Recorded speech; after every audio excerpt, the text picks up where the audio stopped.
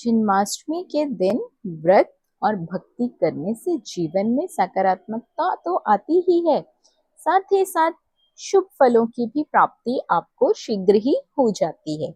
इस दिन व्रत रखने से आपकी सभी मनोकामनाएं शीघ्र ही पूरी होती हैं। साथ ही साथ जन्माष्टमी व्रत के दिन पौराणिक कथा जरूर सुननी चाहिए, तभी व्रत पूरा माना जाता है। तो दोस्तों, जन्माष्टमी की व्रत कथा इस प्रकार है। द्वापर युग की बात है। मथुरा के राजा कंस का महल किसी दुल्हन की तरह सजा हुआ था। पूरे नगर में चहल पहल थी और चारों ओर खुशियों का माहौल छाया हुआ था। ये अवसर था कंस की बहन देवकी के विवाह का। कंस एक क्रूर और अत्याचारी राजा था, लेकिन वह अपनी बहन से अत्यंत प्रेम करता था। बड़ी धूमधाम से देवकी और वासुदेव का विवाह संपन्न हुआ, लेकिन ये खुशियां कुछ ही पलों में मातम में बदल गई। विवाह के बाद एक आकाशवाणी हुई, जिसमें कहा गया कि देवकी का 8वां पुत्र ही कंस की मृत्यु का कारण बनेगा। इस आकाशवाणी से देवकी और वासुदेव की पूरी जिंदगी बदल गई। कंस ने क्रोधित होकर वासुदेव को मारने का फैसला किया।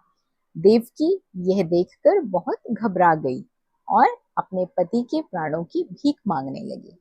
कंस ने देवकी के आग्रह करने पर वासुदेव के प्राण तो छोड़ दिए और यह निश्चय किया कि वह एक एक करके देवकी की सभी संतानों की हत्या कर देगा। और इसके बाद उसने अपनी ही बहन को उसके पति के साथ कारागार में बंद कर दिया।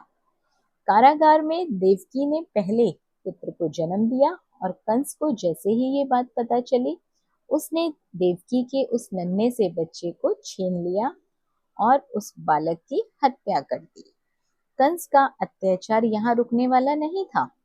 उसने बहुत ही बेरहमी से देवकी की 7 संतानों की बारी बारी से हत्या कर दी। देवकी और वासुदेव बेबस होकर अपने ही संतानों की हत्या देखने पर मजबूर होते रहे।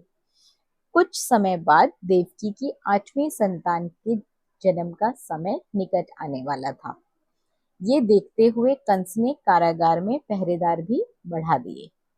एक दिन भगवान विष्णु ने वासुदेव और देवकी को स्वप्न में दर्शन दिए और अपने मनुष्य अवतार में जन्म लेने की बात बताई।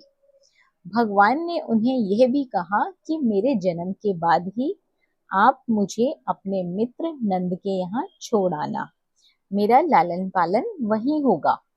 उस समय नंद के घर में भी नन्हे मेहमान का आगमन होने वाला था।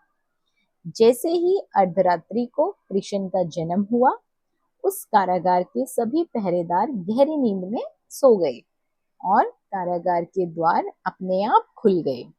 वासुदेव ने बाल गोपाल को टोकरी में रखा और गोकुल की ओर चल पड़े।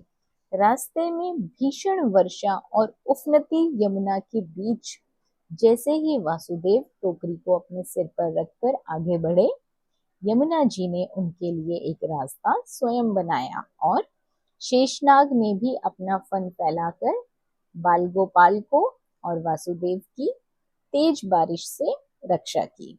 वासुदेव गोकुल पहुंचे और बाल कृष्ण को नंद के घर सुलाकर वहीं छोड़ आए। यशोदा और नंद की नवजात शिशु माया को अपने साथ मथुरा ले आए।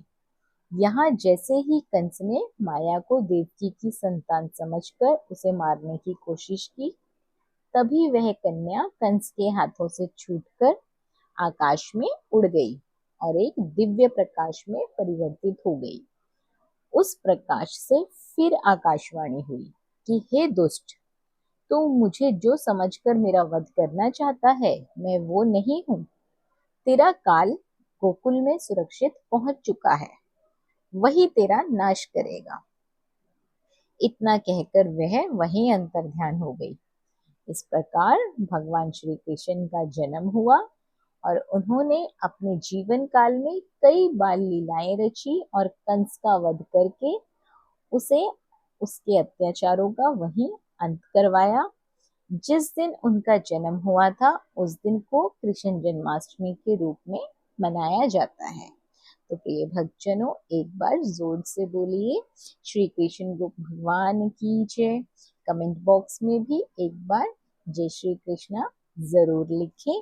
वीडियो को लाइक करके भगवान श्री कृष्ण की कृपा जरूर पाएं। साथ ही साथ चैनल पर यदि पहली बार आए हैं तो चैनल को सब्सक्राइब करना बिल्कुल ना भूलिए।